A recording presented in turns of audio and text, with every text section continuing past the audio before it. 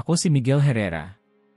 Sa loob ng 34 na taon, ako ay naglingkod bilang pari, at ngayong ako ay 58 na, ang aking buhok ay nagsimulang numipis at ang aking mga tuhod ay tila nagrereklamo sa bawat hakbang ko paakyat ng altar. Sa tuwing akyat ako, pakiramdam ko ay tinutulak ako ng edad na tanggapin na hindi na ako ang batang pari na dati puno ng sigla. Ngunit sa kabila ng kahinaan ng katawan, ang apoy ng aking bokasyon ay hindi pa rin namamatay. Sa katunayan, lalo lamang itong naglalagablab sa bawat misa na aking pinamumunuan. Bago tayo magsimula, mag-like at mag-subscribe dahil may mga bagay dito na kailangan mong malaman bago ang sinuman. Hindi ako naging tanyag. Hindi ako nagsulat ng mga aklat o naging kilalang tagapagsalita. Wala akong mga kamera na sumusunod sa akin, at wala akong entablado maliban sa altar ng simbahan. Ang aking pangalan ay hindi ipinapaskil sa mga pahayagan, at hindi ako hinahanap ng mga tao para sa mga seminar o malalaking pagtitipon. Ako'y isang pari lamang, isang lingkod ng Diyos, nakatayo sa gilid ng mga kilalang tao, tahimik at kontento. Ngunit sa katahimikang ito, naroroon ang aking kaligayahan, sapagkat ang aking tungkulin ay hindi para kilalanin, kundi para maglingkod. Tuwing umaga, bago pa sumikat ang araw, ako'y nagigising na tila may kumakalabit sa aking kaluluwa. Habang ang lungsod ng Mexico ay natutulog pa sa ilalim ng mga ilaw sa kalsada, ako'y nakaluhod na, may hawak na rosaryo, nagdarasal. Isinusumpa ko ang aking araw sa mahal na Birhen at hinihiling na ako'y maging instrumento ng kanyang anak. Tahimik kong sinasabi sa dilim, Inay, hayaan mong ako'y maging maliit na pintuan kung saan makakapasok si Jesus sa kanilang puso. May mga sandali na nararamdaman kong ako'y isang bata pa rin. Habang itinatali ko ang bawat buttons ng aking sotana, bumabalik sa akin ang mga alaala noong ako'y bagong ordinado. Ang aking mga kamay noon ay hindi nanginginig, ang aking tinig ay mas malinaw, at ang aking hakbang ay puno ng lakas. Ngayon, bawat paglakad ay may kasamang kirot, ngunit natutunan ko ring mahalin yon. Sapagkat sa bawat hapdi, nadarama ko ang bigat ng aking panata, isang panatang hindi ko ipagpapalit kahit sa ginto. Miguel, minsan ay bulong ko sa sarili, habang humaharap sa salamin, wala kang ibang dala kundi ang pananampalataya. At iyon ang pinakamahalaga. Sa kabila ng lahat ng taon, hindi ko kailanman itinuring na rutinaryo ang Eukaristya. Para sa iba, marahil ay tila paulit-ulit, pare-parehong dasal, parehong kilos. Ngunit para sa akin, bawat misa ay isang pagbubukas ng pinto sa langit. Bawat basbas ng tinapay at alak ay tila unang pagkakataon ko pa lamang ginagawa.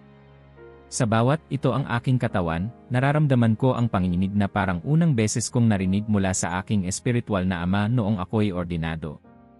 Isang madaling araw, habang ako'y nakaluhod sa maliit na kapilya ng aking tirahan, narinig ko ang bahagyang kaluskos ng hangin sa labas. Ang mga dahon ng puno sa bakuran ay kumakalabit sa bintana, na para bang nagsasabi ng isang bagay na hindi ko maipaliwanag. Pinikit ko ang aking mga mata, humawak ng mahigpit sa krusipiho ng aking rosaryo, at bumulong, kung anuman ang nasa hinaharap, Inay, samahan mo ako. Ngunit sa loob ko, may kakaibang kabog ng puso. Isang pakiramdam na matagal ko nang hindi naranasan. Parang may inaabangan, parang may paparating, bagamat hindi ko pa maunawaan. At sa katahimikan ng madaling araw, doon nagsimula ang isang paglalakbay na hindi ko pa rin kayang ipaliwanag ng buo. Minsan, iniisip ko, bakit ako? Bakit ang isang paring walang pangalan, walang karangalan, walang titulo, ang binigyan ng pagkakataong ito? Ngunit sa parehong tanong ay sumasagirin ang sagot, dahil wala akong hinahanap na iba kundi ang Diyos mismo. At marahil iyon ang dahilan kung bakit ang mga pinakamalalaking biyaya ay dumarating sa katahimikan. Isang gabi bago magsimula ang lahat, dumalaw sa akin si Padre Esteban, isa ring pari na matagal ko ng kaibigan. Habang kami nagkakape sa maliit kong kusina, tumingin siya sa akin at biglang nagsabi, Alam mo, Miguel, matagal na kitang kilala. Hindi ka kailanman umangal sa simpleng buhay na mayroon ka. Ngunit minsan iniisip ko, hindi ka ba nanghihinayang na hindi ka nakapagsulat ng aklat o nakapagbigay ng mga malalaking panayam? Nasana'y may iniwan kang marka. Umiti ako, inikot ang tasa sa aking kamay at sinagot siya. Kung ang marka ay nakaukit sa papel, maaaring mawala yon. Ngunit kung ito'y nakaukit sa kaluluwa ng tao sa pamamagitan ng isang misa, isang kumpisal, isang basbas, naniniwala akong iyon ang tatagal. Hindi kailangang malaman ng mundo. Ang Diyos lamang ang dapat makaalam. Napayo ko siya at tumango. Palagi kang kakaiba, Miguel. Palagi mong nakikita ang kahulugan sa mga simpleng bagay. Hindi ko naisip na ang mga simpleng bagay na iyon ang magiging daan sa isang bagay na hindi ko man lang pinangarap na mangyari. Kinabukasan, bago pa sumikat ang araw, bumangon ako gaya ng nakagawian. Ngunit may kakaiba sa aking dibdib. Habang isinasabit ko ang aking stola, naramdaman ko ang isang banayad na init na tila kumakalat sa aking puso. Hindi ito basta pakiramdam ng pananabik, kundi isang misteryosong damdamin na naghahanda sa akin para sa isang araw na hindi ko malilimutan. Sa salamin, nakita ko ang aking sarili, isang matandang pari, maputla, pagod ang mga mata, ngunit may ningning na hindi ko maipaliwanan. Sa sandaling iyon, naramdaman kong ako'y hindi lamang magdiriwang ng misa. Ako'y magiging saksi sa isang bagay na mas dakila kaysa sa lahat ng taon ng aking paglilingkod. At iyon ang simula. Madilim pa nang bumangon ako mula sa kama. Ang lamig ng madaling araw ay dumampi sa aking balat, at sa bawat hinga ay tila may hamog na sumasabay. Sa tabi ng aking kama ay nakapatong ang rosaryong lagi kong hinahawakan bago simulan ang anumang araw. Dinampot ko ito at marahan kong ipinikit ang aking mga mata. Sa katahimikan ng kwarto, tanging mga yabag ng aking lumang relo ang maririnig, at sa bawat kumpas ng oras ay isinabay ko ang aking bulong, Aba Ginoong Marian. Ang mga butil ng rosaryo ay dumudulas sa aking mga daliri na parabang may sariling buhay. Bawat Hail Mary ay tila umuukit ng liwanag sa dilim ng umaga. Habang pinipilit ng aking mga tuhod na manatili sa pagkakaluhod, naramdaman ko ang panginginig nito. Ngunit sa bawat sakit ay nagiging mas malalim ang aking pagdarasal. Hindi ito simpleng mga salita, ito ay isang paglalakbay. Sa bawat ama namin, pakiramdam ko ay lumalapit ako sa pintuan ng langit. At bago ko isara ang aking panalangin, bumigkas ako ng isang tahimik na hiling, Inay, samahan mo ako ngayon. Kung may anuman kang ipinapadala, hayaan mong maging matatag ako. Tumayo ako, dahan-dahan, at nagsimula ng magbihis. Ang bawat galaw ay isang ritual, ang sotana na isinusuot na may pag-ingat, ang sinturon na mahigpit kong itinali, at ang stola na aking inilahad sa balikat na parang yakap ng isang ina. Hindi na ako nagmamadali tulad ng mga batang pari. Ngayon, bawat butons ay may kasamang bulong, Panginoon, gawin mo akong karapat-dapat. Sa sandaling natapos ko ang paghahanda, dumungaw ako sa maliit na bintana ng aking silid. Ang lungsod ng Mexico ay natutulog pa rin. Ang mga kalsada ay tahimik, maliban sa ilang bus na dumaraan at ilang taxi na nagmamadaling naghahatid ng pasahero. Ang kalangitan ay isang malalim na bughaw na unti-unting nilalamon ng liwanag ng madaling araw. Ang mga ilaw sa kalsada ay kumikislap na parang mga bituin na ayaw pang bumitiw. Habang naglalakad ako patungo sa basilika, naramdaman ko ang kakaibang lamig ng simoy ng hangin. Hindi ito basta lamig ng madaling araw, may dalang pahiwatig, isang bulong na tila nagsasabing, maghanda ka. Sa bawat hakbang ay naririnig ko ang tunog ng aking sariling yabag, mabagal, mabigat, ngunit determinado. Ang mga pader ng lumang gusali ay nakatayo pa rin, saksi sa libu-libong panalangin ng mga naunang henerasyon. Sa gilid ng kalsada, may ilang naglalako ng kape at tinapay, mga matapay antok, ngunit naroon na upang salubungin ang mga deboto. Nang marating ko ang unang kanto na papasok sa basilika, napansin ko agad ang hindi pangkaraniwan. Karaniwang tuwing ordinaryong araw, ilan lamang ang naroon, mga matatanda, ilang turista, at mga taong may panata. Ngunit ngayon, tila may pista. Buong pamilya ang naglakad na magkakasama, mga batang hawak-hawak ang kamay ng kanilang mga magulang, mga kabataan na may dalang shawl na kulay berde at rosas, at mga matatandang itinutulak sa wheelchair na may ngiti sa labi. Bakit kaya ganito karami ngayon? Bulong ko sa aking sarili, habang pinagmamasdan ang dumadagsang tao. Hindi ito isang pista opisyal, wala ring anunsyo ng espesyal na pagdiriwang, ngunit ang dami ng tao ay parang naghihintay sa isang bagay na hindi nila maipaliwanag. Ang ilan ay may bitbit na kandila, ang iba na may mga bulaklak. May mga nag-aantanda ng krus sa tuwing dadaan sa tapat ng imahen, at ang mga tindero sa gilid ng kalsada ay abala sa pagtanggap ng mga bumili ng rosaryo at relihiyosong medalya. Habang naglalakad, isang batang lalaki ang lumapit sa kanyang ina at nagtanong, Nanay, bakit po ang daming tao ngayon? Napangiti ang babae at hinaplos ang ulo ng anak. Hindi ko rin alam, anak. Pero pakiramdam ko may mangyayaring espesyal. Narinig ko yon at tila kumiliti sa aking puso. May kakaiba sa araw na ito. Ang hangin ay may dalang lambing, at ang liwanag ng araw na unti-unting sumisilip ay tila mas malinaw kaysa dati.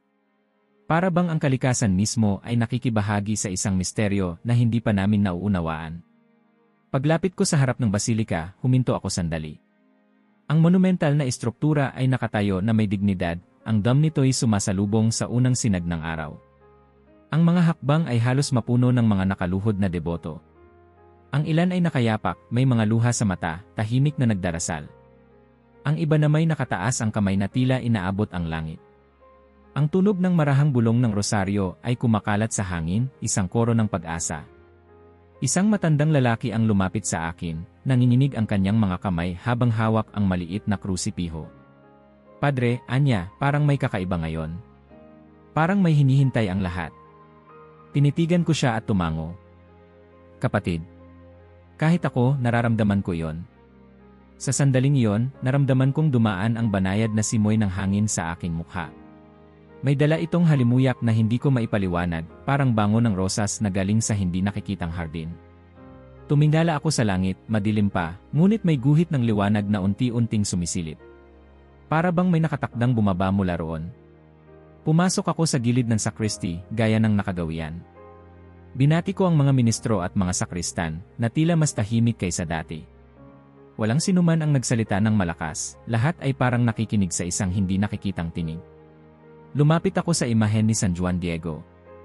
Lumuhod ako at pumikit, iniukit sa aking puso ang parehong panalangin na laging lumalabas sa aking labi. Panginoon, ipakita mo ang iyong sarili sa kabila ng aking kahinaan. Ngunit sa katahimikan ng panalangin, naramdaman ko ang kakaibang tibok ng aking puso. Mabilis, matindi, parang may tinutulak. Sa mga sandaling iyon, alam kong ang araw na ito ay hindi magiging katulad ng iba. At nagsimula na ang lahat. Sa likod ng sakristi, habang inihahanda ko ang lahat ng bagay para sa misa, ramdam ko ang kakaibang bigat ng umagang iyon. Ang tunog ng mga hakbang ng mga aklitos ay tila mas malinaw, mas malutong kaysa dati, at bawat paglalapat ng kanilang mga kamay sa mga sisidlan at kalis ay tila nag-iwan ng bahagyang ugong sa katahimikan. Lumapit ako sa kanila, ngumiti, at isa-isa silang binati. Magandang umaga, mga anak, mahina kong wika. Tumango lamang sila, may mga mataring naglalaro sa pagitan ng kaba at pananabik. Pinagmasdan ko ang mga ministro. Ang kanilang mga kamay ay maingat na nakapatong sa mga misal at sa mga kandila. Wala man silang sinasabi, alam kong ramdam din nila ang kakaibang araw na ito. Ang katahimikan sa sakristi ay hindi karaniwang katahimikan ng paghahanda. Ito'y katahimikan ng isang bagay na nakatago, ngunit nagbabantang ilantad ang sarili. Mabagal kong inihanda ang sarili. Hinawakan ko ang kalis, at sa sandaling iyon ay tila binalot ako ng init na hindi ko maipaliwanag. Marahan kong hinalikan ang simpleng krusipiho sa gitna ng stola, at bumulong, Panginoon, gawin mo akong kasangkapan mo ngayong araw na ito. Pagkatapos, sabay naming tinahak ang pasilyo ng basilika. Pagsilip pa lang mula sa gilid ng altar, bumungad agad ang tanawin ng isang basilikang siksik na siksik. Ang mga bangko ay puno, at kahit ang mga hagdan ay inuupuan ng mga tao. May mga bata sa kandungan ng kanilang mga magulang, matatandang inaalalayan ng kanilang mga apo, at mga kabataang tahimik na nakikinig. May mga taong nakatayo sa gilid, at maging ang plaza sa labas ay nagsisiksikan. Sa bawat hakbang ko patungo sa altar, nararamdaman ko ang tibok ng puso ng bayan.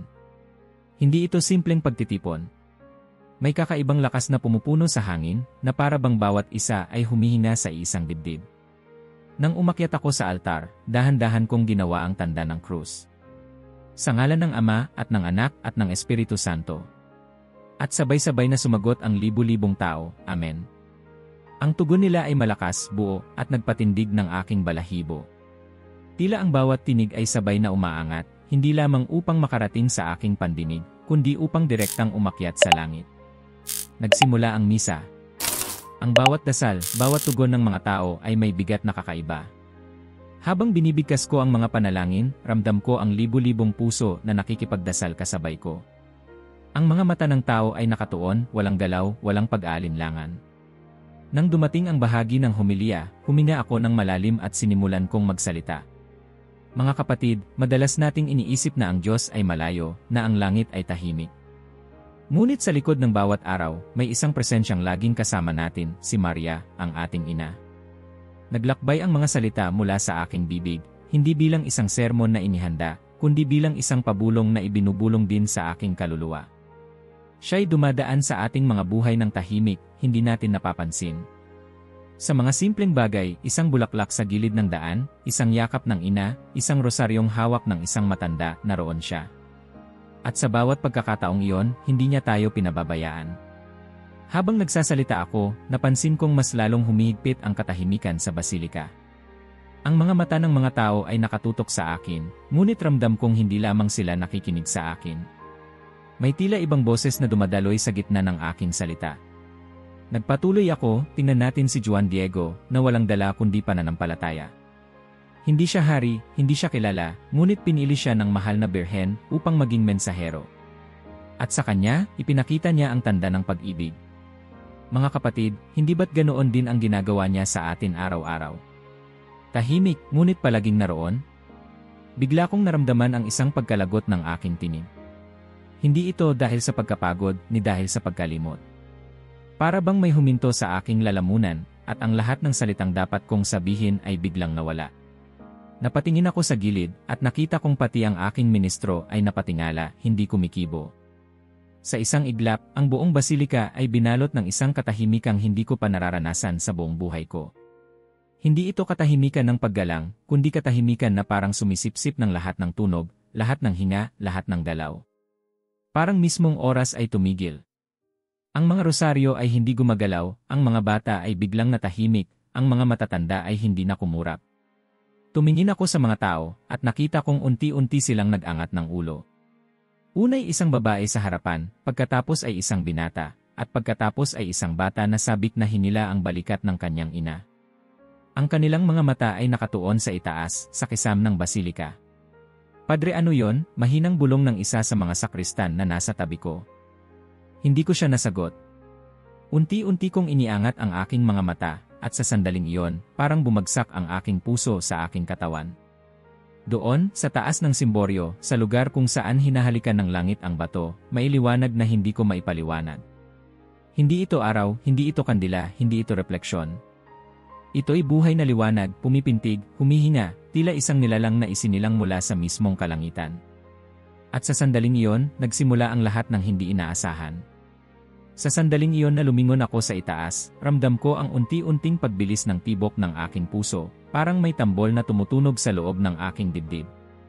Ang aking mga tuhod ay tila nanigas sa pagkakatayo, at ang aking mga mata ay ayaw ng kumurap. Hindi lamang ako ang nakakakita, isa-isa, ang mga tao sa loob ng basilika ay sabay-sabay na itinuro ang kanilang mga daliri sa simboryo. Tignan nyo! Tignan nyo sa itaas, bulalas ng isang binatilyo, halos mabasag ang tinig sa gulat. Isang bata naman ang hinila ang kamay ng kanyang ina, halos mapunit ang tela ng kanyang damit sa gigil, nanay. Tignan mo! Tignan mo, nandoon siya! At unti-unti, lahat ng mata, mga mata ng bata, ng kabataan, ng matatanda, ng mga may sakit, ng mga malakas, lahat ay sabay-sabay na tumingala. Ang basilika, na kanina lamang ay puno ng pagbulong at pagdarasal, ay biglang nahulog sa isang katahimikang hindi pangkaraniwan. Walang maririnig kundi ang sabay-sabay na paghinga ng libu-libong tao na tila iisa ang dibdib. Sa taas ng dami, kung saan sumasalubong ang bato at langit, may liwanag na dahan-dahang bumabalot. Sa simula, ito'y tila isang maliit na sinag, parang apoy ng kandila na lumilitaw mula sa kawalan. Ngunit sa bawat segundo, ang liwanag ay lumalawak, humihinga, pumipintig. Parang may sariling buhay, lumalakas, nagiging mas malinaw, at ang kulay nito ay ginto at puti, isang liwanag na hindi nakakasakit sa mata kundi tila yumayakap sa mga puso. Santa Maria, may isang babaeng pabulong na nagsimula, ngunit agad ding naputol ang kanyang tinig, sapagkat ang mga labi niya ay nanginginig, ang kanyang mga mata ay punong-puno ng luha. Habang pinagmamasdan ko, napansin ko ang malinaw na hugis sa loob ng liwanag. Hindi ito usok, hindi ito anino, kundi isang anyo, isang katawan na tila nabuo mula sa liwanag mismo. Ang balangkas ng isang babae, nakabalot sa isang manta na bughaw berde na may gintong gilid. Ang kanyang damit ay kulay rosas na tila nababad sa sikat ng araw, at sa kanyang mga kamay, magkasalubong na tila nasa panalangin. Hindi ko na naramdaman ang bigat ng aking mga balikat bilang pari. Hindi ako nakatayo roon bilang tagapamuno ng misa. Ako'y isang anak lamang, nakatayo sa harap ng kanyang ina. Miguel, bulong ng aking isip, wala ka na sa altar, nasa harap ka ng mismong langit. Ang liwanag ay patuloy na lumawak, at sa bawat paglaki nito, ang mga mukha ng mga tao ay tila pinapahiran ng isang malambot na ningning. Ang mga bata na kanina'y naglalaro at kumikilos ay ngayon nakapako ang tingin, hawak-hawak ang kamay ng kanilang mga magulang. Ang mga kabataan na kanina'y may hawak na cellphone, ay dahan-dahang ibinaba ang mga iyon, tila nahihiyang iangat pa sa gitna ng gayong kabanalan. At nang mas malinaw na lumitaw ang kanyang mukha, naramdaman kong tumigil ang aking paghinga. Ang kanyang mga mata, hindi nakayuko gaya ng mga rebulto, kundi nakatingin. Nakatingin siya sa amin. Sa akin. Sa bawat isa. Isang tingin na hindi lamang tumatagos sa paningin, kundi umaabot hanggang sa kaluluwa. Hindi ito titig ng paghuhusga, kundi titig ng isang ina, banayad, puno ng habag, at walang hanggan ang lambing. Diyos mo, hindi ko napigilang bulong, sabay tulak ng luha mula sa gilid ng aking mata. Sa tabi ko, narinig ko ang paghikbi ng isang sakristan, halos mapatid ang kanyang tuhod sa pagkakaluhod. Ang isang lalaki sa unang hilera, marahil isang mangangalakal mula sa lungsod, ay napasubsob ang mukha sa lupa, hawak-hawak ang maliit na krusipiho. Naliligaw ako, bulong niya, ngunit hindi ko alam kung sinasadya niyang sabihin iyon ng malakas. At doon ko naunawaan, hindi lamang ito isang tanawin. Ito'y isang pagtawag. Habang ang liwanag ay kumalat pa sa kisem, tila ito'y dumampi sa bawat isa sa amin. Ang mga matatanda ay nagsimulang umiyak na parang mga bata. Ang mga kabataang walang interes sa pananampalataya ay biglang yumakap sa kanilang mga magulang, at ang mga mag-asawa ay naghawakan ng kamay, mahigpit, na parang muling ipinanganak ang kanilang pag-ibig. Ako mismo ay lumuhod. Hindi na ako ang pari sa altar. Ako'y isang anak na bumalik sa kanyang ina. At sa loob ko, narinig ko ang isang tinig, hindi sa aking pandinig kundi sa aking puso, nandito ako. Ang mga salitang iyon ay tila sumunog sa aking kaluluwa, hindi bilang apoy na nanununog kundi bilang liwanag na nagpapagaling. Sa sandaling iyon, alam kong ang lahat ng mga taon ng aking paglilingkod, lahat ng pagod, lahat ng sakit ng tuhod at pagnipis ng buhok, lahat ay may saysay, sapagkat narito siya. At sa pagyuko ko ng ulo, may luha na dumaloy sa aking pisngi, ngunit hindi ko na pinahid. Sapagkat iyon ay hindi luha ng kalungkutan, kundi luha ng isang anak na muling nakatagpo ng kanyang ina. Ang buong basilika ay nanatiling tahimik, libu-libong tao, ngunit walang isa mang nag-ingay. Sapagkat kapag ang langit ay bumukas, ang lupa ay marunong tumahimik. At iyon ang sandali na binago ang lahat. Sa sandaling ang liwanag ay lubos na nagpakita ng anyo ng mahal na Birheng Guadalupe. Parang sabay-sabay na umapaw ang isang di nakikitang alon mula sa dam at bumalot sa buong basilika. Hindi na kinailangan ng kahit anong salita o pahiwatig, kusa, isa-isa, hanggang sa lahat ng tao, ay bumagsak sa kanilang mga tuhod. Ang tunog ng libu-libong tuhod na dumikit sa malamig na sahig ng bato ay lumangit-ngit, at ang bigat ng kilos na iyon ay tila nagpaalog sa mismong hangin. Isang babae, na ilang minuto pa lang ang nakaraan ay hawak ang kanyang cellphone para kumuha ng litrato, ay napabitaw na parang napaso. Tumama ang kanyang telepono sa marmol na sahig at kumalat ang basag na salamin. Ngunit hindi niya iyon pinansin. Ipinatong niya ang dalawang palad sa kanyang mukha, umiyak ng marahas, at dahan-dahang yumuko hanggang sa ang kanyang noo ay dumikit sa lupa. Ang kanyang mga balikat ay nanginginig, ngunit sa pag-iyak niyang iyon, naroon ang isang kalayaan, isang pagbabalik na parang bata sa bisig ng ina. Sa harapan, isang batang lalaki na may hawak na maliit na laruan ay nagmadaling kumapit sa leeg ng kanyang ama. Tatay siya ba yon? Siya ba talaga? Nanginginig ang kanyang tinig. Ang ama, isang lalaking matipuno, halatang sanay sa hirap ng buhay, ay hindi nakasagot. Ngunit ang mga luha na dumaloy mula sa kanyang mga mata ang siyang naging sagot. Mahigpit niyang niyakap ang anak na para bang may natagpo ang bagong pag-asa sa kanyang bisig. Sa kaliwang bahagi ng basilika, isang grupo ng mga kabataang turista, na kanina'y nagtatawanan at nagsasalita ng ibang wika, ay biglang natahimik. Isa sa kanila, isang dalagang may kulay asul na buhok, ang unang nagtakip ng bibig at napaiyak. Ang kanyang mga kasama ay nagkatinginan, hindi makapaniwala at isa-isa ring lumuhod. Wala silang naintindihan sa wika ng mga nagdarasal sa paligid, ngunit hindi nila kailangang umintindi.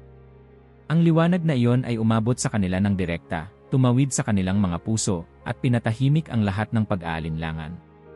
Diyos mo, bulong ng isang matandang lalaki na ilang taon nang sinasabing hindi na siya naniniwala. Nakita kong bumagsak siya sa kanyang mga tuhod at pinisil ng mahigpit ang kanyang rosaryo. Ang kanyang mukha, natigib ng mga taon ng pagkakaila at puot, ay unti-unting lumambot.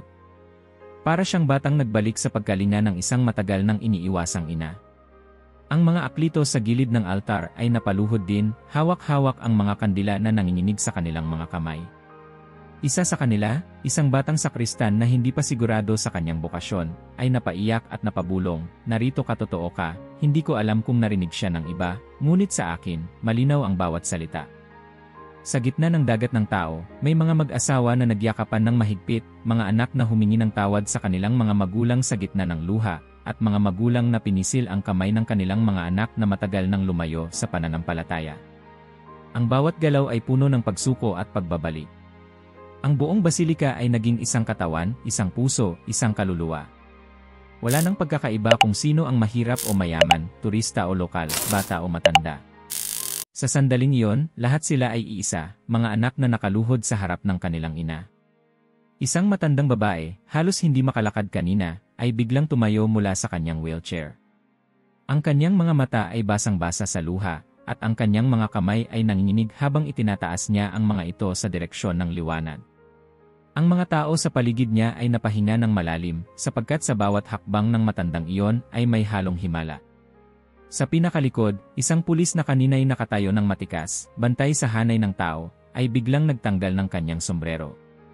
Pinikit niya ang kanyang mga mata at lumuhod, nakataas ang kanyang mukha sa langit. Ang kanyang mga labi ay gumalaw, at kahit walang naririnig na tunog, alam kong iyon ay panalangin. Wala ng cellphone na inilabas, wala ng litrato o video na itinuloy. Ang mga kamay na kanina'y abala sa teknolohiya ay ngayon sabay-sabay na nagrosaryo, o kaya na may nakadikit sa dibdib. Ang ingay ng modernong mundo ay naglaho, at ang natira lamang ay ang sama-samang bulong ng libu-libong kaluluwang sabay-sabay na umiyak, nanalangin, at sumuko. Ako mismo ay hindi na nakayanan ang bigat ng lahat. Nakatayo ako sa altar, ngunit ang aking mga tuhod ay bumigay. Lumuhod ako roon mismo, sa harap ng lahat, hindi bilang pari, hindi bilang tagapamuno, kundi bilang isang anak. Ang mga kamay ko'y nanginginig habang nakataas, at ang aking mukha ay basang-basa na ng luha.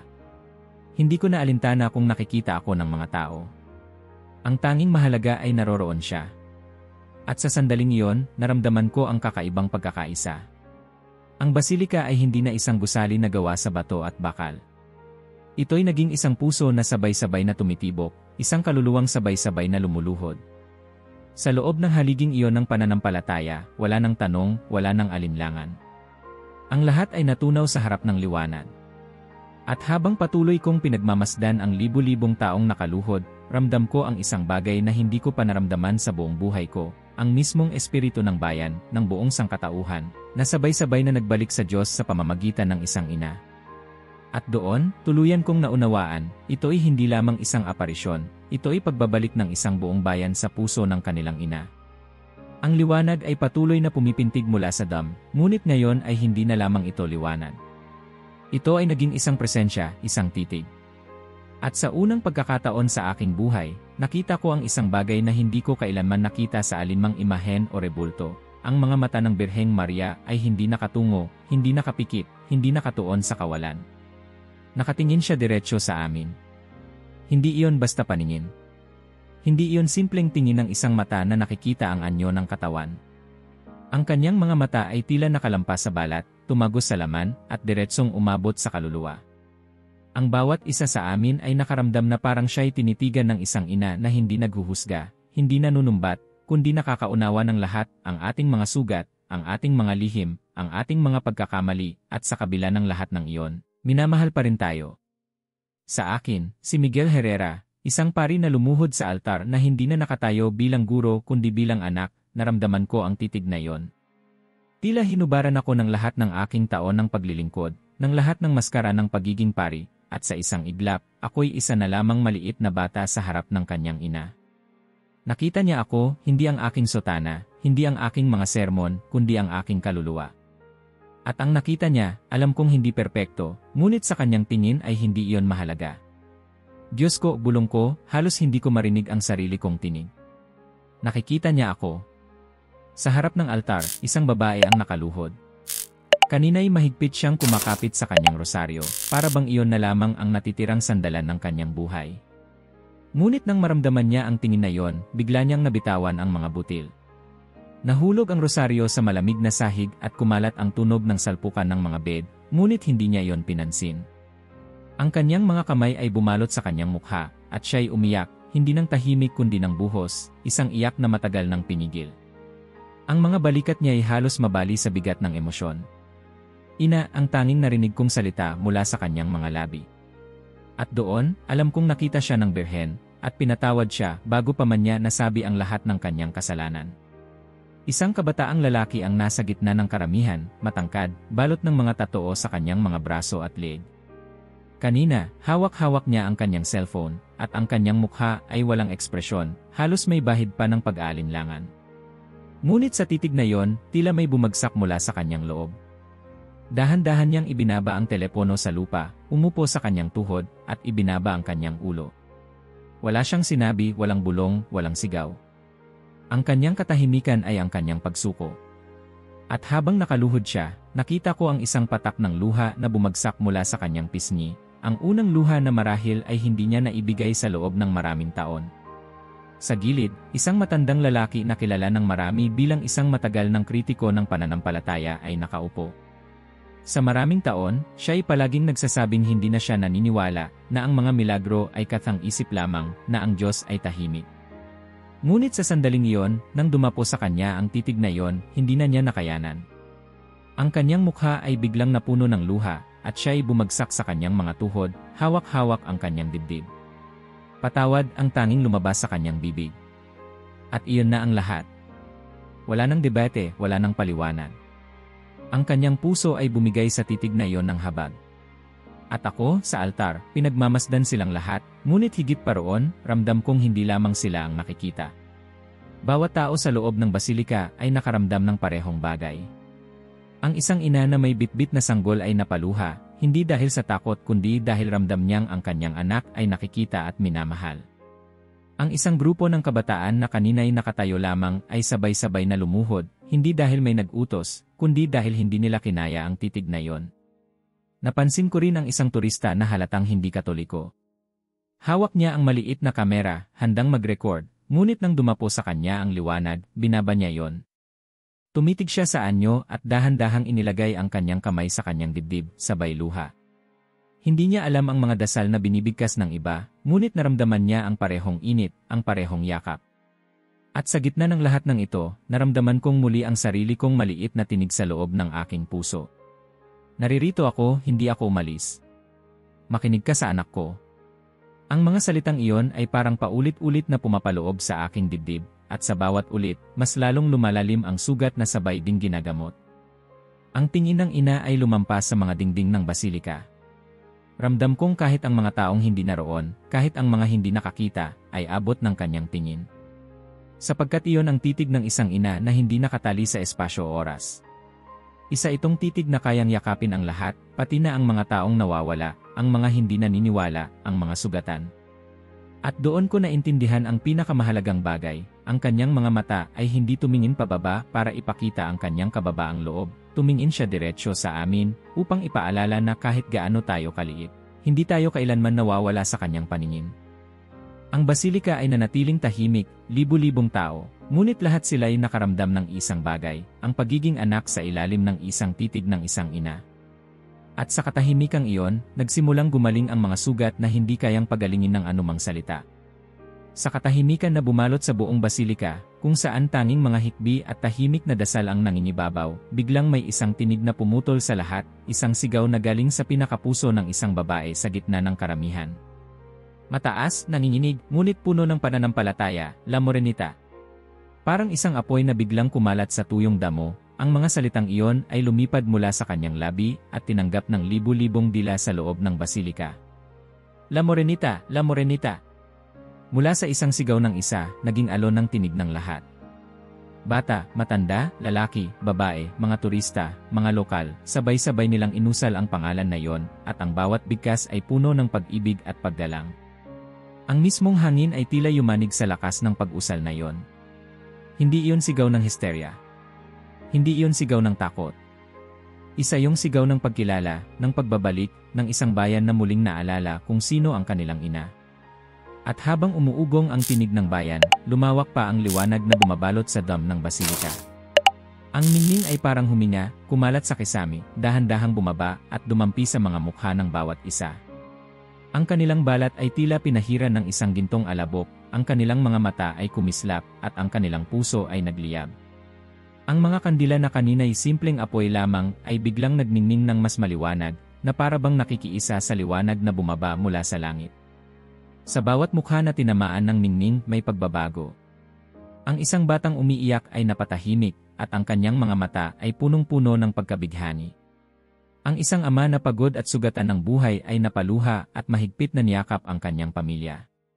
Ang isang dalagang dati nakaupo lang at walang pakialam ay biglang nagtaas ng 2 kamay, nakapikit, at pabulong na nagpasalamat. La Morenita, patuloy ang dagundong, at bawat pag-usal ay nagiging parang dasal, parang musika. Walang nagtuturo ng ritmo, ngunit sabay-sabay ang lahat, at ang kanilang mga tinig ay bumuo ng isang koro ng pananampalataya. Sa gitna ng ingay, nakaramdam ako ng kakaibang katahimikan sa aking puso. Sapagkat sa lahat ng sigaw, sa lahat ng tinig, naroon ang isang mensahe, narito ang ina, at hindi niya kami iniwan. Lumabas ang liwanag mula sa dam at lumampas sa mga bintana ng basilika. Parang mga braso ng araw, dumampi ito sa plaza sa labas, sa mga taong hindi nakapasok, at sa mga nagdaraan lang. Ang mga naglalakad na hindi alam ang nangyayari ay biglang napatigil. Ang ilan ay nag-angat ng ulo, at nang makita nila ang nagliliwanag na dam, sila man ay napaluhod sa gitna ng kalsada. Ang isang lalaking nagbibisikleta ay huminto, iniwan ang kanyang bisikleta sa gilid, at lumuhod sa mismong bangketa, umiiyak na parang bata. At higit pa roon, tila pati ang mismong mundo sa labas ay nakisama. Ang mga sasakyan na kanina'y dumaraan ay biglang huminto, hindi dahil sa trapiko kundi dahil sa mga driver mismo na bumaba at lumuhod sa tabi ng kanilang mga kotse. Ang ingay ng lungsod ng Mexico, ang busina, ang sigawan, ang kalampagan, lahat ay tila biglang naputol. Ang mga ibon na palaging lumilipad sa paligid ng basilika ay nawala. Kahit ang hangin ay tila naghintay, tumigil, nakikinig. Isang supernatural na katahimikan ang bumalot sa buong syudad. Para bang ang oras ay nakapako, at ang lahat ng nilalang, mula sa pinakamaliit hanggang sa pinakamalaki, ay tumigil upang bigyang daan ang isang ina na bumaba mula sa langit. Ang plaza, na puno ng mga tao, ay nagluhuran din ang ilan ay hawak-hawak ang mga bandila ng Mexico, na ngayoy nakalaylay at basang-basa ng luha ng mga may hawak. Ang iba'y nagsindi ng kandila, na kahit sa liwanag ng araw ay tila sumasayaw sa espesyal na liwanag na yon. At ang mga bata, na kanina'y tumatakbo, ngayon ay nakadikit sa kanilang mga magulang, nakatingin sa dam na may mga matang punong-puno ng pananampalataya. Mula sa altar, pinagmamasdan ko ang lahat ng ito, at naramdaman kong ang aking mga tuhod ay lalo pang lumubog sa sahig. Ang sigaw ng bayan, ang liwanag na bumababa, ang katahimikan ng lungsod, lahat ng ito'y parang isang himig na bumuo ng isang liturhiya na mas dakila kaysa alinmang misa na aking pinamunuan. At sa gitna ng lahat ng ito, naramdaman kong ako man ay sumisigaw.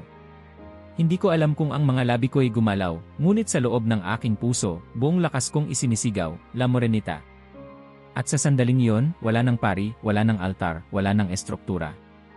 Ang natira lamang ay isang bayan, isang mundo, na sabay-sabay na nakaluhod, nakatingin, at sumisigaw ng pangalan ng kanilang ina. At doon, alam kong ang langit ay hindi lamang bumaba upang magpakita. Bumaba ito upang muling buhayin ang apoy ng pananampalataya na akala ng marami ay patay na. Habang ang buong basilika ay umaalinganggaw sa sigaw ng La Morenita, at ang liwanag ay patuloy na bumabalot sa lahat ng mukha, biglang nagbago ang lahat sa loob ko. Sa gitna ng dagundong ng libu-libong tinig, nakarinig ako ng isang bagay na hindi nagaling sa labas. Hindi ito tunog ng mga salita sa hangin, hindi ito bulong ng isang tao sa tabi ko, kundi isang tinig na dumiretso sa aking kaluluwa. Mainit. Iyon ang unang naramdaman ko. Isang init na hindi nakakasunog, hindi nakakasakit, kundi isang apoy na banayad na tumitibok sa aking dibdib. Para bang may kandilang nakapaloob sa aking puso, at biglang sinindihan ng mismong kamay ng langit. Ang init na yon ay kumalat sa buong katawan ko, sa aking mga ugat, sa aking mga kamay na nanginginig, hanggang sa aking mga mata na hindi na kayang pigilin ang mga luha. At doon ko narinig. Malinaw, matatag, ngunit kasing banayad ng isang ina na humahaplos sa pisngi ng kanyang anak, nandito ako. Hindi ako umalis. Makinig ka sa anak ko. 3 pangungusap. Simple. Walang retorika, walang paliwanag. Ngunit ang tatlong pangungusap na iyon ay dumurog sa lahat ng pader sa aking loob, tinahi ang lahat ng sugat, at binago ako sa isang iglap. Nandito ako. Sa loob ng maraming taon bilang pari, ilang beses ko nang narinig mula sa mga tao ang parehong tanong, Padre, nasaan ang Diyos? Tahimik siya. Naiwan ba niya kami? At lagi kong sinasagot ng pinakamabuting paraan na kaya ko, ngunit kahit ako, may mga gabi na ako mismo ay nagtanong, Panginoon, bakit tila napakalayo mo? Ngunit ngayon, sa sandaling iyon, wala nang tanong. Ang unang pangungusap na iyon ay nagbigay ng katiyakan na mas totoo pa kaysa sa mismong lupa na aking niluluhuran, naroon siya, narito siya, kasama namin. Hindi ako umalis. Napakaraming taon, napakaraming kasalanan, napakaraming sugat ng mundo ang nagpatong sa ating mga puso.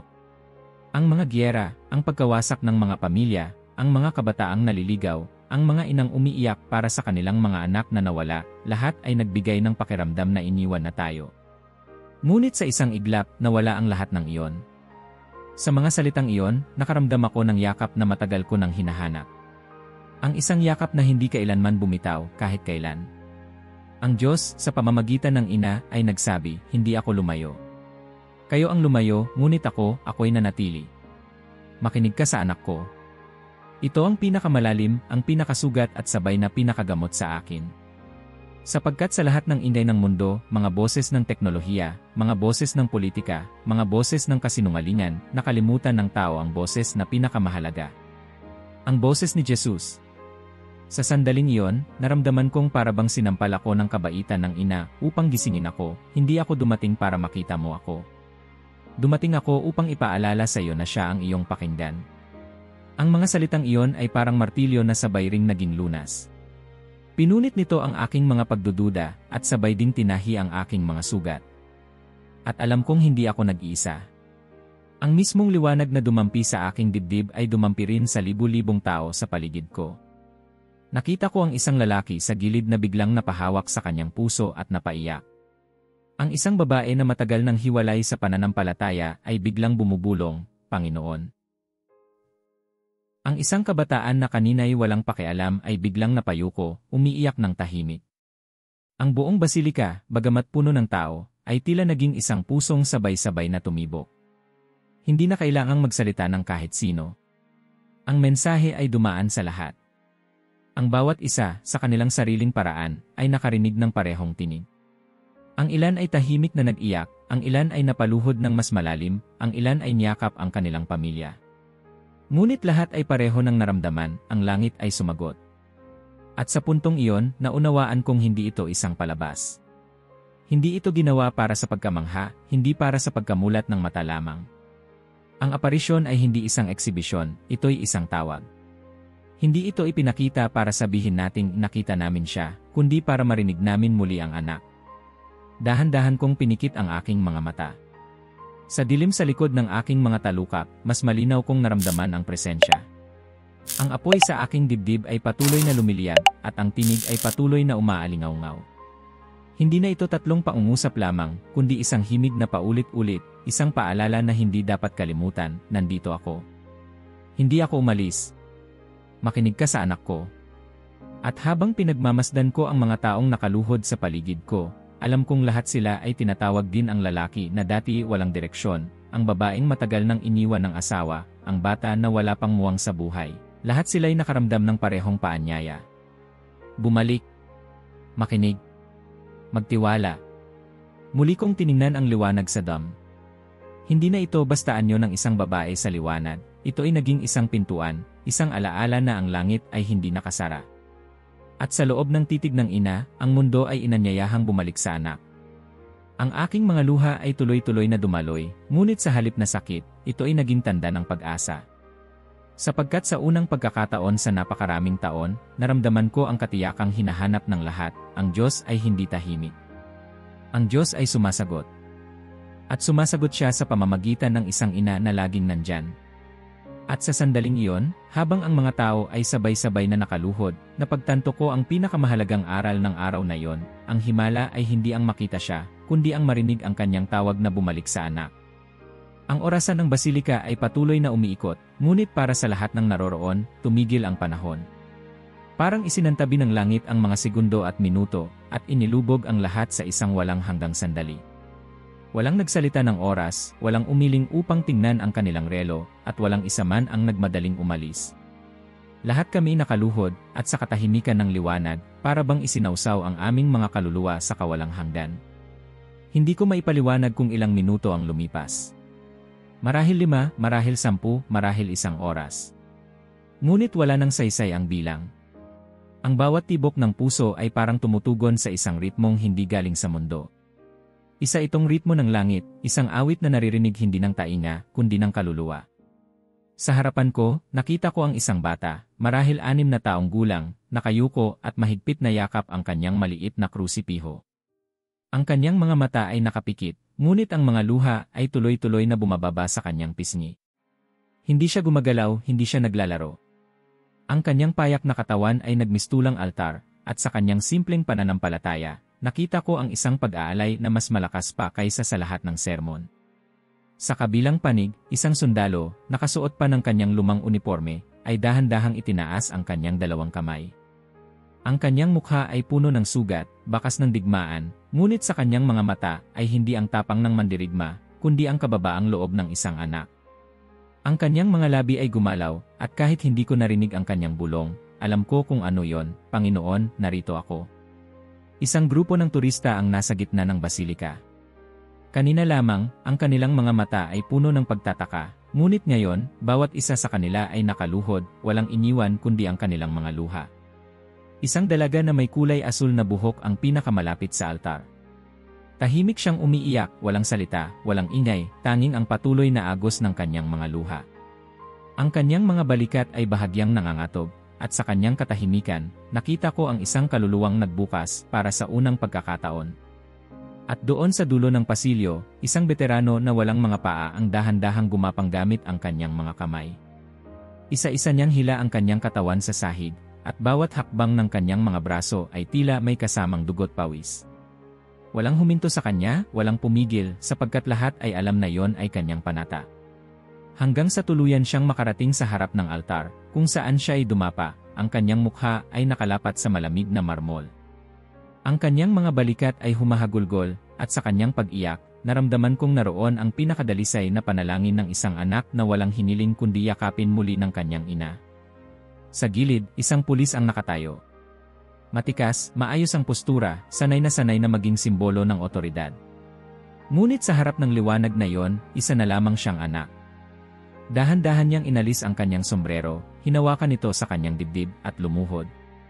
Ang kanyang mga mata ay tumingin sa dam, at ang kanyang mukha ay nagbukas, hindi ng tapang ng pulis, kundi ng pananampalataya ng isang bata.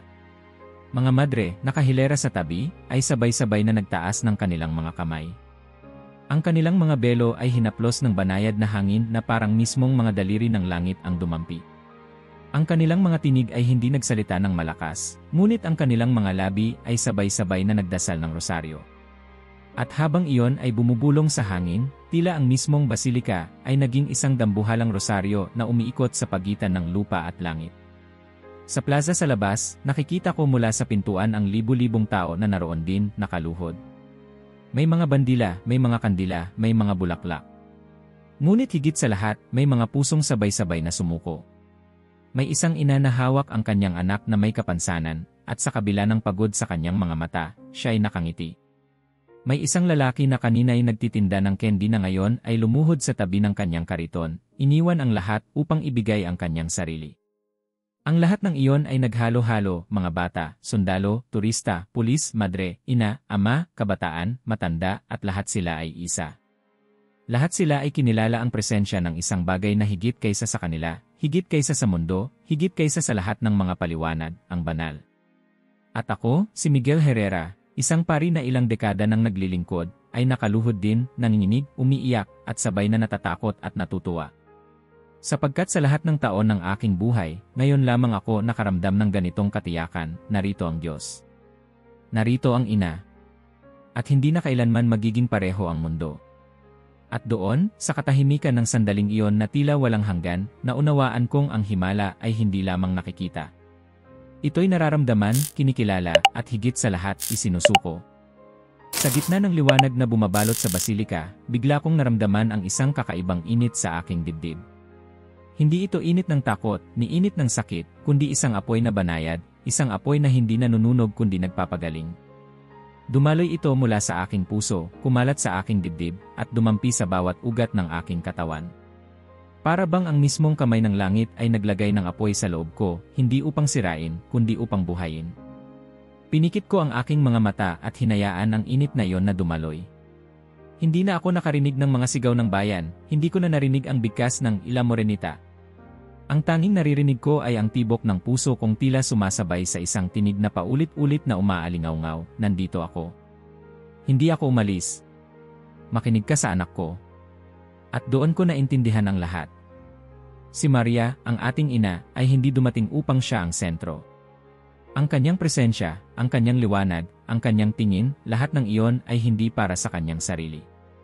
Siya ay dumating upang ituro, gaya ng lagi niyang ginagawa, patungo sa kanyang anak. Makinig ka sa anak ko. Iyon ang pinakabuod ng lahat. Hindi siya dumating upang magpakitang gilas, hindi upang magbigay ng pagtatanghal. Hindi siya nagpakita upang sabihin nating nakita namin ang himala. Dumating siya upang itulak kami pabalik sa kanya na nagligtas, sa kanya na ipinanganak niya, sa kanya na ipinako para sa atin. Habang paulit-ulit na umaalingaw-ngaw ang mga salitang iyon sa loob ko, hindi ko na napigil ang sarili ko. Ang aking mga luha ay bumuhos na parang ilog na bumigay matapos ang matagal na ulan. Isinubsob ko ang aking mukha sa aking mga kamay, at doon, sa harap ng altar, ako'y umiyak hindi dahil sa kalungkutan, kundi dahil sa matinding pagsuko. Ako'y isang pari na ilang dekada nang naglilingkod, ngunit ngayon ko lamang naramdaman ang ganitong kabuang pagbabalik. Salamat, Inay, bulong ko sa gitna ng mga hikbi.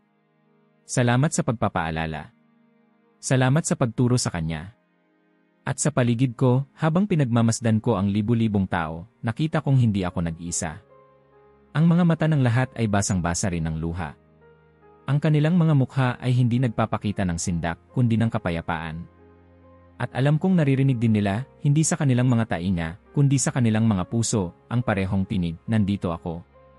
Hindi ako umalis. Makinig ka sa anak ko. Isang ina ang niyakap ang kanyang anak at paulit-ulit na inuusal sa kanyang sarili. Narito siya, isang kabataan ang napaluhod, hawak-hawak ang kanyang dibdib, at pabulong na nagsabi, makikinig ako sa kanya. Ang isang matandang lalaki na matagal nang malayo sa pananampalataya ay tinakpan ang kanyang mukha at biglang bumulong, patawad-patawad di. Parang ang buong basilika ay naging isang-isang kaluluwa na sabay-sabay na umuulit ng parehong mensahe. Wala nang nagsasalita ng malakas, ngunit ang katahimikan ay puno ng mga panloob na tinig. Bawat tao, bawat puso ay inuukitan ng parehong katotohanan. Ako mismo, habang umiiyak, ay naramdaman ang isang bigat na matagal nang nakaipit sa akin na biglang bumagsak. Lahat ng pagdududa, lahat ng mga gabi ng katahimikan kung saan akala ko iniwan na kami ng Diyos, lahat ng tanong na hindi ko masagot sa aking mga parishioners, lahat ay natunaw sa loob ng 3 pangungusap. Nandito ako. Kaya pala, kahit sa pinakamadilim na gabi, may liwanag na hindi nawawala. Hindi ako umalis.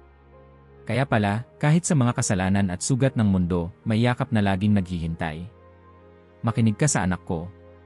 Kaya pala, lahat ng ito ay hindi para sa mga estatwa, hindi para sa mga palatandaan, kundi para sa buhay na Diyos na kailanman ay hindi tumigil sa pagtawag.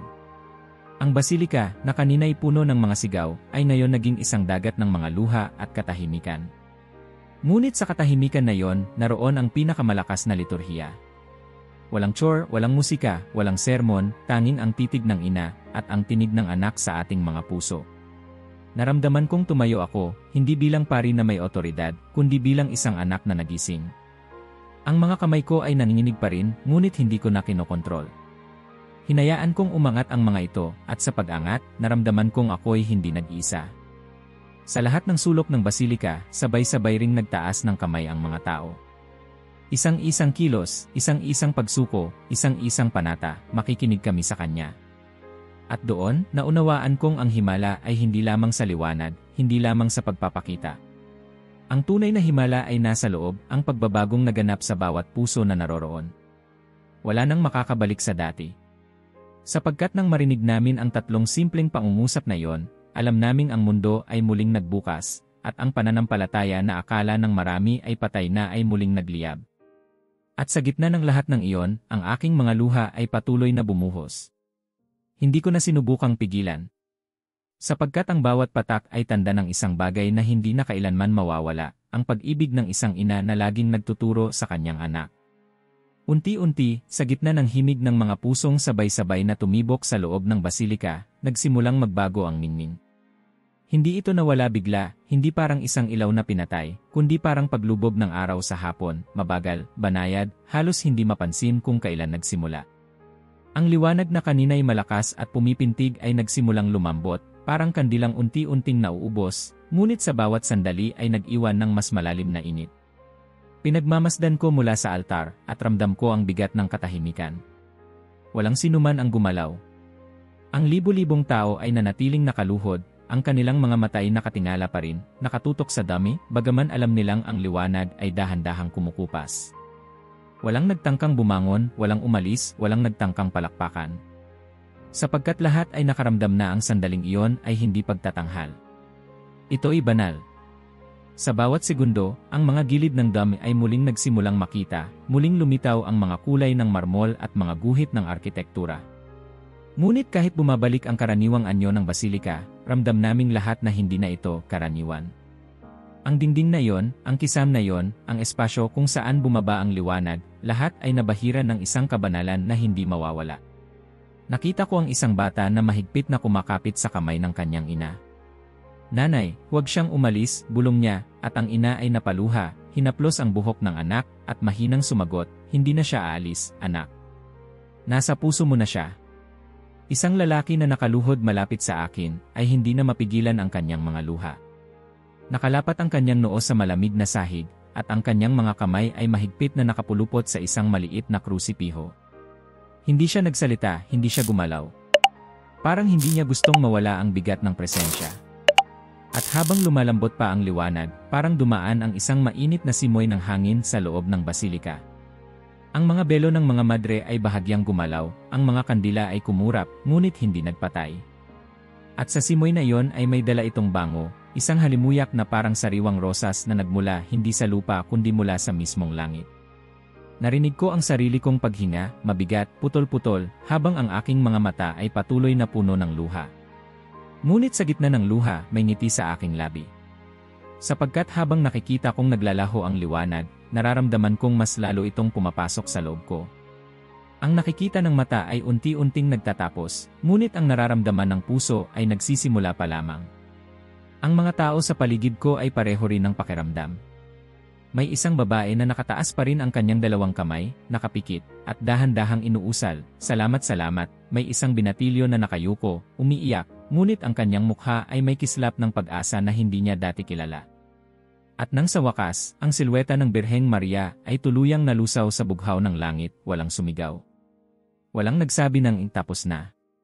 Sa halip, lahat ay nanatiling nakaluhod, parang isang bayan na hindi gustong iwanan ang sandali. Kahit pa alam nilang iyon ay nagbago na ng lugar mula sa kanilang mga mata, papunta sa kanilang mga puso.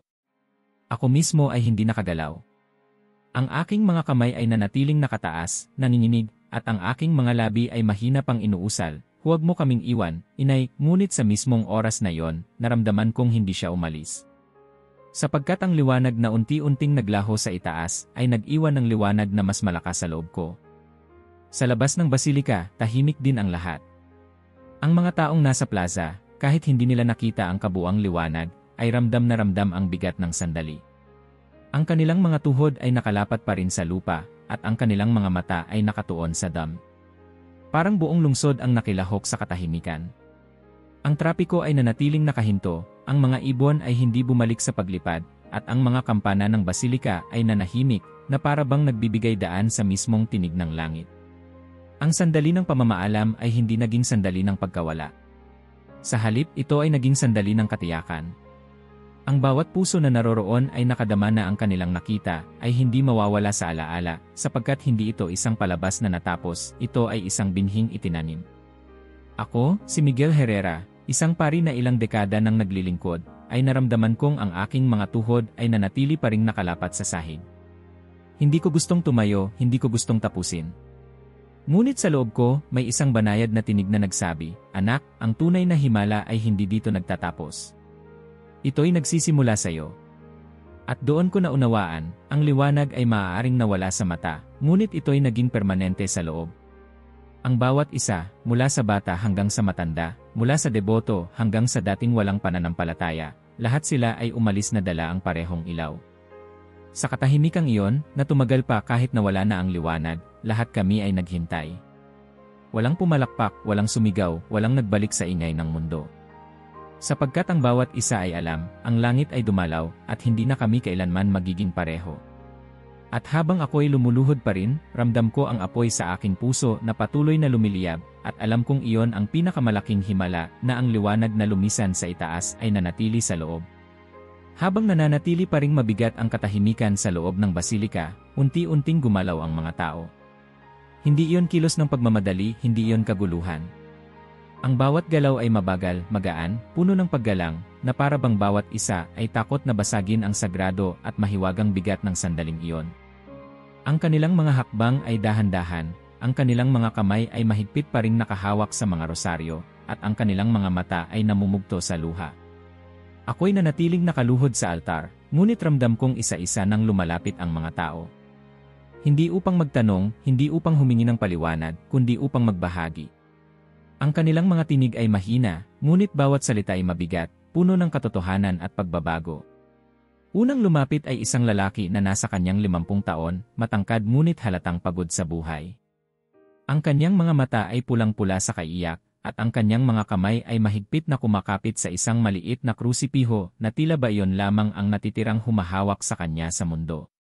Lumuhod siya sa aking harapan, at sa pagitan ng mga hikbi, bumulong siya. "Pare, dumating ako dito ngayong umaga para magpaalam. Nais ko nang wakasan ang lahat. Hindi ko na kaya ang bigat ng aking buhay, at ang plano ko, pagkatapos ng misa, ay tapusin ang lahat." Pero nang makita ko siya nang marinig ko ang mga salitang iyon sa loob ng puso ko, ayaw ko nang mamatay. Gusto kong mabuhay. Gusto kong magsimula muli. Hindi ko siya tinanong ng detalye. Hindi ko siya pinilit na ipaliwanag. Hinawakan ko lamang ang kanyang mga balikat, at ramdam ko ang panginginig ng kanyang katawan.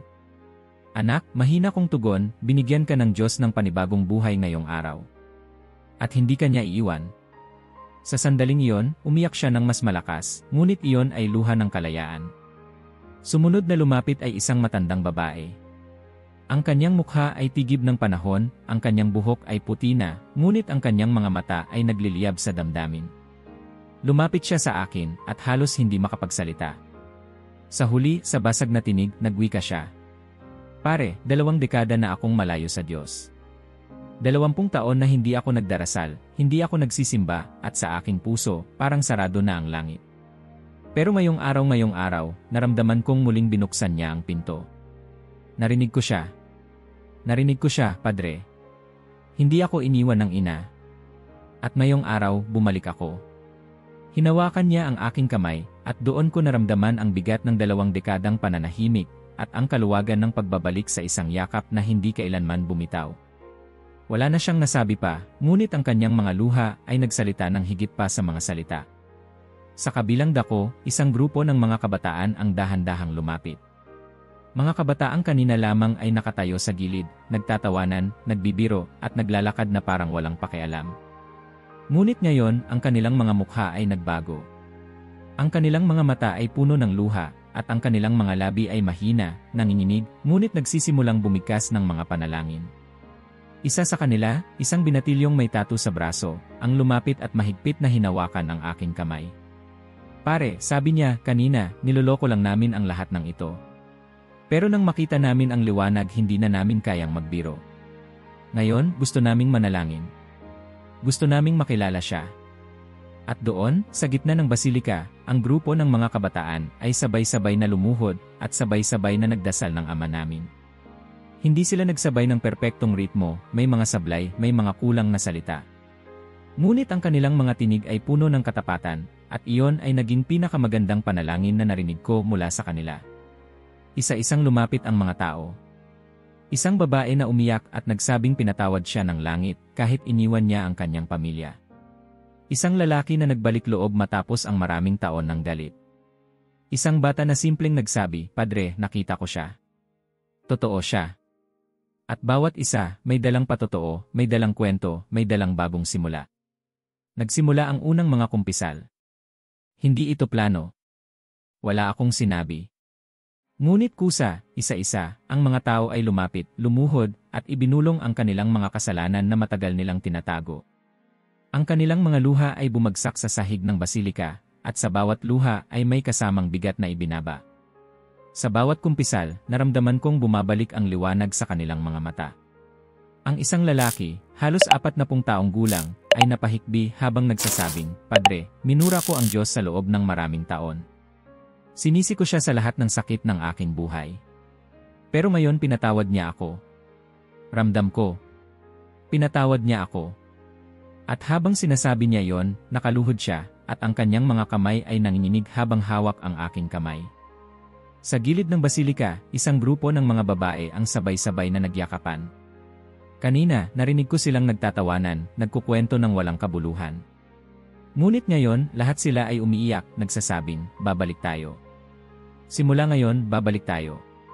At habang patuloy ang mga patotoo, habang patuloy ang mga kumpisal, napagtanto kong ang tunay na himala ay hindi lamang ang liwanag na nakita namin, kundi ang pagbabagong loob na unti-unting sumibol sa bawat puso. Ang basilika, na kanina lamang ay isang lugar ng pananampalataya, ay ngayon naging isang ospital ng kaluluwa. Bawat tao, sugatan, nawawala, galit, sugatan ng buhay, lahat sila'y lumapit, lahat sila'y nakatagpo ng lunas. At ako, si Miguel Herrera, nakaluhod pa rin, umiiyak, at hindi mapigilan ang mga luha, ay nagsabi sa sarili ko, ito ang tunay na milagro. Hindi ang nakita namin, kundi ang pagbabagong nararanasan namin ngayon. At sa aking puso, naramdaman ko ulit ang tinig, nandito ako. Hindi ako umalis. Makinig ka sa anak ko. At alam kong lahat ng patotoong iyon, lahat ng pagbabalik, lahat ng luha, ay isa lamang ang pinagmulan, ang tawag ng langit na dumating upang gisingin ang mundo. Pagkalipas ng ilang oras mula nang lumisan ang liwanag, nanatiling puno ng pananampalataya at luha ang basilika. Ngunit gaya ng lahat ng apoy na hindi maaaring manatili sa isang sulok, ang init ng himala ay nagsimulang kumalat. Sa labas, sa mismong mga kalsada ng Ciudad de Mexico, nag-umpisa ang bulong. Unay mga tao lamang na lumabas ng templo, umiiyak, mahigpit na yakap ang kanilang mga rosaryo, at sabay-sabay na nagkukwento ng nakita. Ngunit mabilis, napalitan ang bulong ng ingay, at ang ingay ng isang lungsod ay naging alon ng balita. Isang matandang babae, nanginginig pa ang mga tuhod, ang unang lumapit sa isang grupo ng mga nagtataka sa labas. "Lavay con mis ojos, lavay," sabi niya, hawak ang dibdib. "La morenita estaba all sobre la pula." Ang kanyang tinig ay mahina, ngunit ang kanyang mga mata ay puno ng apoy, at sapat na yon upang ang nakikinig sa kanya ay maniwala. Ang ilang nakapaligid sa kanya ay agad na sumenya sa mga kakilala, at hindi nagtagal, nagsimulang maglabasan ang mga cellphone. Mula sa bulsa ng mga kabataan, mula sa mga bag ng mga turista, lumitaw ang mga telepono. At doon, nagsimula ang bagong kabanata ng himala, ang mga video. Hindi lahat malinaw, hindi lahat pantay ang kalidad. Ang ilan ay nagpapakita lamang ng liwanag sa kisam, ang iba na may mas malinaw, halos makilala ang hugis ng birhen.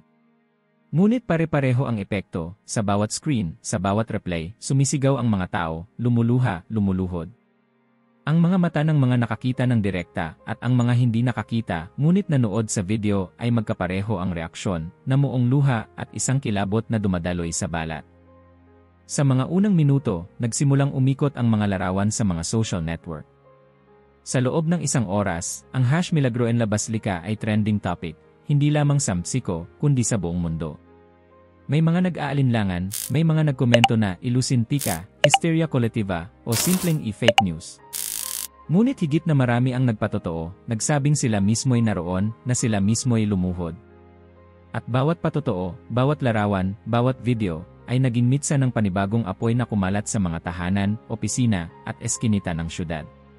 Ang mga unang mamamahayag ay dumating din may dala silang mga kamera, mikropono, at ang kanilang mga mukha ay halatang puno ng pagkasabi. Ang ilan ay nagtanong sa mga tao sa plaza. "Ku ocurri, ku vayron?" At ang sagot ay isa, Ella.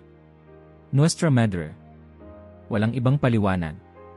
Walang sinumang nakipagtalo sa siyensya o sa teolohiya. Basta iisa ang tinuturo ng lahat, sa dam ng basilika, ang ina ng Diyos ay nagpakita.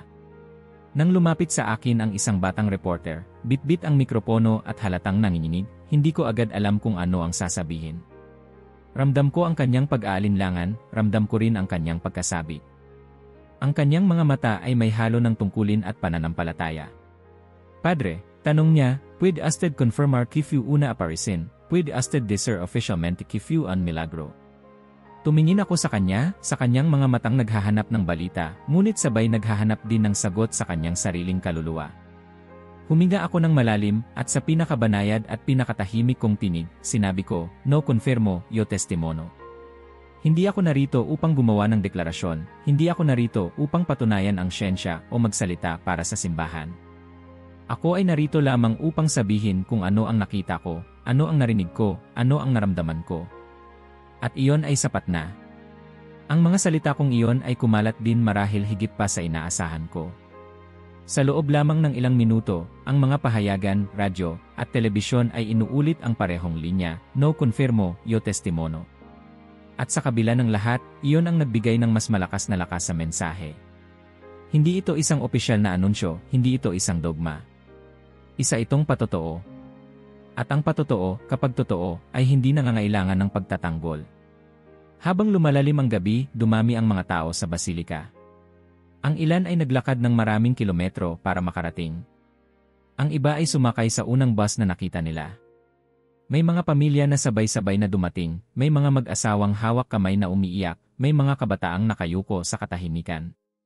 Lahat sila ay dumating dahil may narinig silang balita. At ang balitang iyon ay parang pag-akyat ng apoy mula sa 1 hanggang sa 1,000 hanggang sa milyon. Sa labas, ang mga nagtitinda ng kandila ay hindi na makahabol sa dami ng bumibili. Ang plaza ay napuno ng liwanag ng mga kandila, bawat isa ay kumikislap sa dilim ng gabi, na para bang mga bituin na bumaba sa lupa.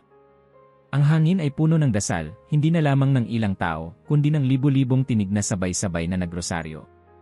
At bawat avmara ay naging alon na umaabot hanggang sa pinakamalayong sulok ng syudad.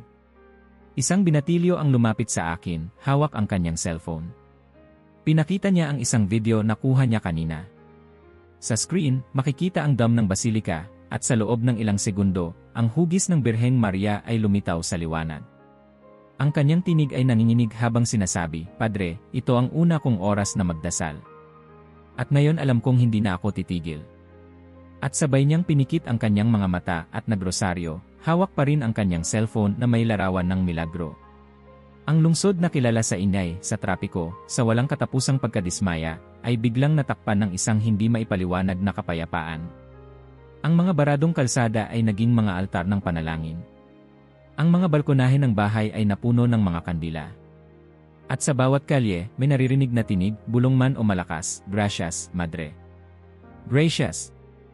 Sa loob ko, habang pinagmamasdan ang lahat ng ito, naisip ko, ang himala ay hindi nakulong sa basilika. Ito'y tumakas, ito'y lumabas, ito'y umagos sa mga kalsada, at ngayon ay pumapasok sa puso ng bawat isa na handang makinig. At alam kong ito pa lang ang simula. Ang gabi ay bumalot sa syudad, ngunit sa paligid ng basilika, ang dilim ay hindi nakapanaig. Ang plaza, ang mga kalsada, ang mismong daan papalapit sa templo ay tila naging dagat ng liwanag. Libu-libong kandila ang nakahanay, hawak ng mga kamay na nanginginig, nakalagay sa sahig, sa mga dingding, sa bawat sulok na maaaring paglagyan. At kasabay ng liwanag ay dumating ang mga tao. Hindi lang daan-daan, kundi libo-libo, hanggang sa ang buong paligid ay tila naging isang lungsod ng mga deboto na nagmartsa, hindi dahil may nag-utos, kundi dahil may apoy na nagising sa loob ng kanilang mga kaluluwa. Mula sa malalayong barangay, dumating ang mga pamilya. Ang ilan ay naglakad ng maraming kilometro, hawak ang mga bulaklak na simpleng pinitas mula sa kanilang bakuran. Ang iba ay sumakay sa mga bus na siksikan, nagtiis ng oras ng biyahe, basta makarating lamang. Ang mga matatandang dati hindi na lumalabas ng bahay ay ipinadala sa mga wheelchair, itinutulak ng kanilang mga apo. Ang mga kabataan na kanina'y naglalaro sa kalsada ay biglang nagbitbit ng mga rosaryo at sabay-sabay na nagdasal. Pare, galing pa kami sa Ecatepec, sabi ng isang lalaki habang ipinapakita ang mga rosas na dala niya. Nakita ko sa telepono ang mga larawan. Hindi ko kayang manatili sa bahay. Narito ako para magpasalamat. Sa gilid, isang grupo ng mga kababaihan ang dumating na may dalang daan-daang kandila. Hindi sila nag-usap, hindi sila nagplano, kusa nilang ginawa. Isa-isang inilagay ang mga kandila sa paanan ng hagdan, at sa loob lamang ng ilang minuto, ang hagdan ng basilika ay kumislap na parang bituin. Sa loob ng templo, hindi na sapat ang mga upuan. Ang mga tao ay naupo sa sahig, sa mga pasilyo, sa mismong mga hagdan ng altar. At hindi sila dumating upang manood. Dumating sila upang lumuhod, upang magdasal, upang magsuko. May lumapit na pamilya sa akin, 3 henerasyon, lola, anak, at mga apo. Ang lola, na 2 dekada nang hindi nagsisimba, ay lumuluha. Padre, bulong niya, matagal ko nang iniwan ng Diyos. Pero ngayong gabi, narinig ko na bumalik siya para sa akin. Ang kanyang anak ay niyakap siya, umiiyak din, at sa kanilang yakap ay nakita ko ang isang pamilya na muling pinagbuklod. Sa kabilang dako, isang lalaki ang lumapit na parang pasan ang mundo sa kanyang mga balikat. Mahina siyang lumuhod, at sa pagitan ng mga hikbi, ibinulong niya ang kanyang kasalanan. Matagal siyang nanatili, mahaba ang kanyang kumpisal, at sa bawat salitang lumalabas sa kanyang bibig, para bang may isang tanikalang natatanggal. Nang matapos, tumingin siya sa akin, at ang kanyang mga mata, bagamat basang-basa, ay kumikislap na parang bagong silang. Isang kabataang babae ang umupo sa harapan ng altar. Mayroon siyang tatoo sa kanyang braso, may singsing sa kanyang labi, at halatang matagal nang lumayo sa pananampalataya. Ngunit sa gabing iyon, hawak niya ang kanyang rosaryo, at sabay-sabay na inuusal ang Ave Maria kasama ng libo-libong iba. Ang kanyang tinig ay mahina, minsan ay nauutal, ngunit puno ng panata. At sa kanyang mukha ay nakita ko ang isang bagong simula. Sa labas ng basilika, ang mga bulaklak ay nagsimulang magparami. May mga rosas, liryo, at kahit simpleng mga bulaklak mula sa mga bakuran. Ang hangin ay napuno ng kanilang halimuyak, at ang plaza ay naging parang hardin ng pasasalamat. Ang mga tao ay nag-aalay hindi ng marangya, kundi ng totoo. Ang kanilang mga bulaklak ay simbolo ng pusong muling nagising. At habang dumadami ang tao, dumami rin ang mga kumpisal. Ang mga pari sa basilika ay halos hindi na matapos. Ang mga tao ay pumipila, mahahabang pila na puno ng katahimikan at luha. Ang ilan ay 3 minuto lamang, isang mabilis na pagbabalik. Ang iba ay tumagal ng halos 1 oras, sapagkat matagal nilang kinimkim ang mga sugat ng kanilang kaluluwa. Ngunit lahat ng iyon ay isa ang dulo, mga mata na punong-puno ng kapayapaan. At sa gitna ng lahat ng iyon, may malinaw na katotohanang lumabas, hindi ito isang palabas. Hindi ito isang atraksyon para sa mga mata. Hindi ito dumating upang mamangha ang mundo sa liwanag at larawan. Dumating ito upang gisingin ang mga puso. Hindi siya dumating para makita, sabi ko sa isang grupo ng kabataang nakaluhod. Dumating siya upang ipaalala sa atin na makinig sa kanyang anak. At sabay-sabay silang tumango, at muli nilang binulungan ang isa't isa ng panalangin. Ang basilika, sa gabing iyon, ay hindi lamang naging isang gusali. Ito ay naging puso ng buong bansa. Isang pusong muling nag-apoy, isang pusong sabay-sabay na tumibok, isang pusong nakinig muli sa tinig ng langit. At habang pinagmamasdan ko ang libu-libong kandila, ang dagat ng mga bulaklak, at ang mga luha ng libu-libong tao, alam kong ang apoy ay hindi na mawawala. Sapagkat ang apoy na iyon ay hindi lamang mula sa liwanag na nakita namin, kundi mula sa tawag na narinig namin. At iyon ay hindi na matitinad. Sa gabing iyon, natanto ng bayan, ang milagro ay hindi palabas. Ito ay isang tawag. At ang tawag na iyon ay nag-apoy sa kanilang puso.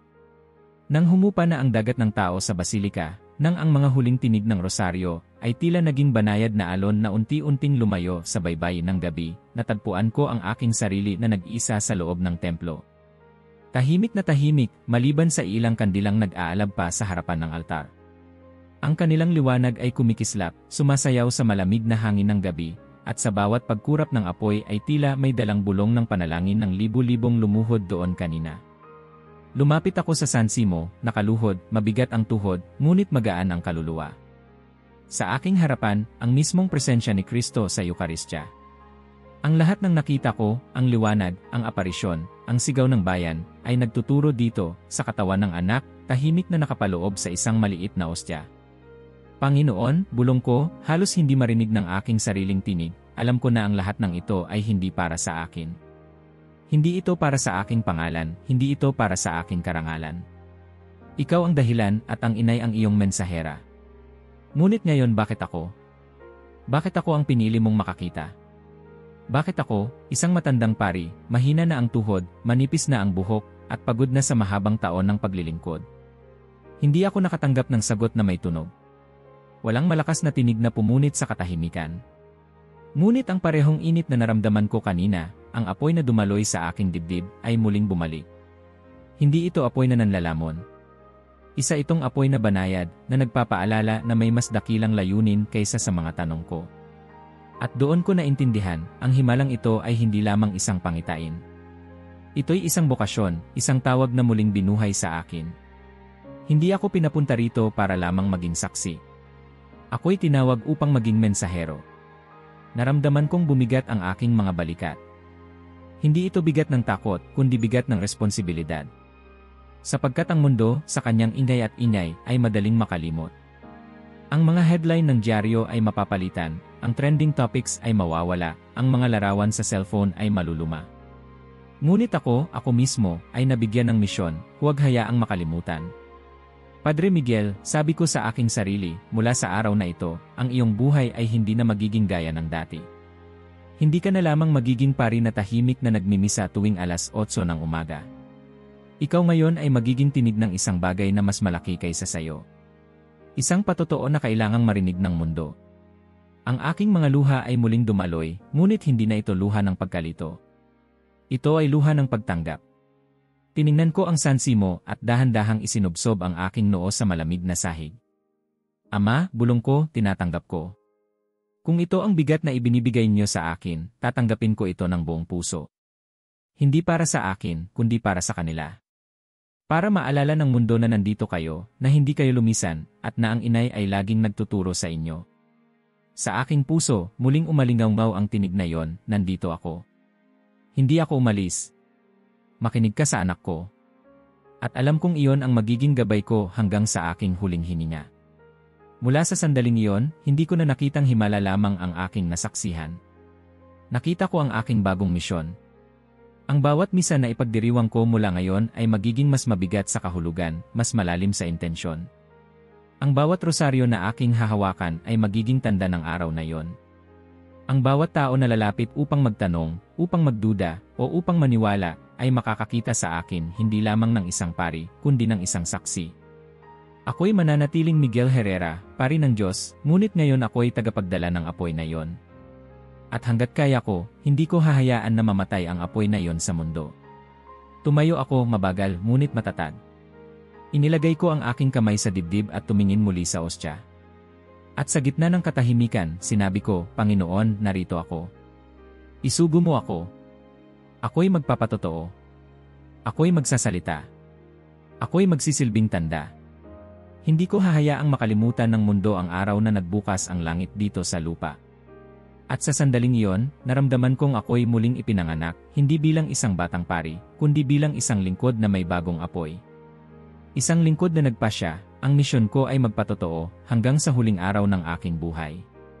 Sa lahat ng oras na lumipas mula sa araw na iyon, hindi ako nakakita ng mas malinaw na tanda na ang himala ay hindi nakalaan lamang para sa isang lugar, para sa isang bayan, para sa isang bansa.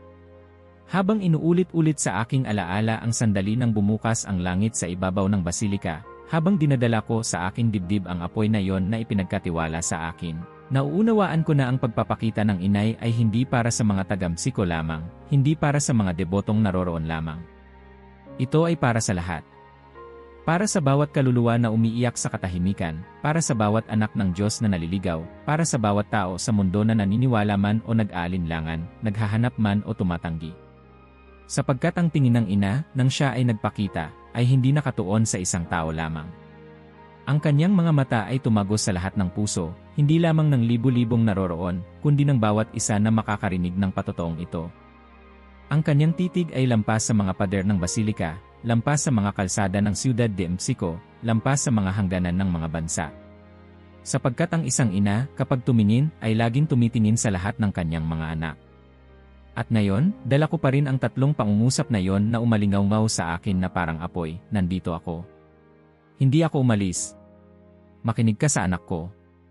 Sa bawat misa na aking ipinagdiriwang, sa bawat rosaryo na aking hinahawakan, sa bawat taong lumalapit sa akin upang magtanong o umiyak, inuulit ko ito sapagkat iyon ang buod ng lahat. Nandito ako. Ang Diyos ay hindi malayo. Ang Ina ay hindi nawala. Sa bawat sulok ng mundo, sa bawat tahanan na puno ng lungkot, sa bawat kaluluwa na sugatan ng kasalanan, naroon sila. Hindi ako umalis. Kahit na iniwan natin ang ating pananampalataya, kahit lumayo tayo, kahit ipinagpalit natin ang Diyos sa mga bagay ng mundo, nananatili ang langit sa ating tabi. Ang isang ina ay hindi kailanman lumalayo sa kanyang mga anak. Makinig ka sa anak ko. Sapagkat ang lahat ng iyon ay hindi upang ang atensyon ay mapunta sa kanya. Siya ay dumating lamang upang ipaalala kung sino ang daan, ang katotohanan, at ang buhay. Ang kanyang anak, si Jesus. At dito ko naramdaman ang tunay na bigat ng aking misyon. Ako, si Miguel Herrera, isang pari na mahigit 30 taon nang naglilingkod, ay nakatanggap ng isang biyayang hindi ko kailanman hiniling. At kasabay ng biyayang iyon ay ang bigat ng responsibilidad, huwag hayaang makalimutan ng mundo. Hindi ako mananahimik. Hanggat may hininga ako, ikukwento ko. Sa mga misa, sa mga kumpisal, sa mga simpleng pag-uusap sa kalsada, sa bawat taong magtatanong. Ang aking buhay, mula ngayong araw, ay magiging isang patotoo. Hindi ko hahayaang ang apoy na yon ay mamatay. At ikaw, na ngayon ay nakikinig o nagbabasa ng patotoong ito, ay hindi narito ng nagkataon. Ang parehong mensahe ay dumating din para sa iyo. Para sa iyo. Sapagkat kung ang ina ay tumingin sa amin sa basilika, tumingin din siya sa iyo. Kung ang kanyang tinig ay umalingaw sa loob ng aming puso, umalingaw din ito sa iyo ngayon. At ang kanyang mensahe ay malinaw, may oras pa. Escute o meu filho. Huwag hintayin ang dulo para bumalik. Huwag hintayin ang lahat ay bumagsak bago magdasal. Ngayon ang sandali. Ngayon ang araw. Ngayon ang tawag. At hindi ito tawag ng takot, kundi tawag ng pagmamahal. Kung nabuksan ang iyong puso kahit kaunti sa kwentong ito, kung may apoy na sumiklab kahit maliit lamang, huwag mo itong itago. Pahintulutan mo itong lumago. Ibahagi mo ito. Sapagkat ang pananampalataya ay tulad ng ilaw, mas marami itong ibinabahagi, mas maliwanag itong nagiging. Ang iyong patotoo, ang iyong pagbabalik, ang iyong panalangin, ay maaaring maging mismong milagro na hinihintay ng ibang tao. Ngayon, ang mundo ay sugatan, punong-puno ng digmaan, pagkakawatak-watak, galit, at pagod. Ngunit sa lahat ng iyon, naroon ang isang ina na nagsasabing, hindi ako umalis. At naroon ang isang anak na naghihintay na muling pakinggan. Ako, si Miguel Herrera, ay binago ng araw na yon. At ngayon, inuukit ko ang pangako ko, ang natitirang mga taon ng aking buhay ay hindi na para sa katahimikan lamang, hindi na para sa simpleng paglilingkod. Ang natitirang mga taon ko ay magiging isang apoy na hindi mamamatay. Isusulat ko, isasalaysay ko, isisigaw ko kung kinakailangan, na ang langit ay nagpakita. Na ang ina ay dumating. At na ang kanyang mensahe ay malinaw at walang hanggan, makinig ka sa anak ko. Kung minsan, ang mga tao ay nagtatanong, Padre, totoo ba talaga ang lahat ng ito? At lagi kong sinasabi, mas totoo pa ito kaysa sa lupa na nilalakaran natin. Hindi dahil nakakita ako ng liwanag, kundi dahil narinig ko ang tinig, at naramdaman ko ang pagbabago. At iyon ang hindi maaaring pekin. Ngayon, nakaluhod ako muli sa harapan ng San Simo, gaya ng nakasanayan ko sa bawat araw ng aking buhay. Ngunit ngayon, bawat tuhod na dumadampi sa sahig ay mas mabigat sa kahulugan. Sapagkat bawat pagyuko ay paalala ng araw na lumuhod ang buong bayan bilang isang katawan, isang puso, isang kaluluwa. At doon, muling inuusal ko sa aking dibdib, salamat, Inay, sa pagbabalik. Salamat sa pagpapaalala. Salamat sa pagdala sa amin sa iyong anak. At ngayon, ako iyo. Lahat ng natitira sa akin ay iyo. Ang aking buhay ay wala ng ibang direksyon kundi ito, ang patuloy na pagpapaalab ng apoy na iyon, ang patuloy na pagdadala ng mensaheng iyon. Hanggang sa huling misa na aking ipagdiriwang, hanggang sa huling rosaryo na aking hawakan, hanggang sa huling hininga na aking isusuko, dadalhin ko ito. At kung ikaw na nakikinig ngayon ay handa ring sumagot, gawin mong sarili mong panata. Bumalik. Magdasal. Makinig. Magbahagi. Sapagkat ang ina ay dumating hindi para sa ilan, kundi para sa lahat. At ang kanyang mensahe ay hindi para sa isang araw lamang, kundi para sa lahat ng panahon. may oras pa. Kung naabot mo na ito, mag-iwan ng like at mag-subscribe dahil ang mga balitang tulad nito, ikaw ay dapat ang unang nakaalam.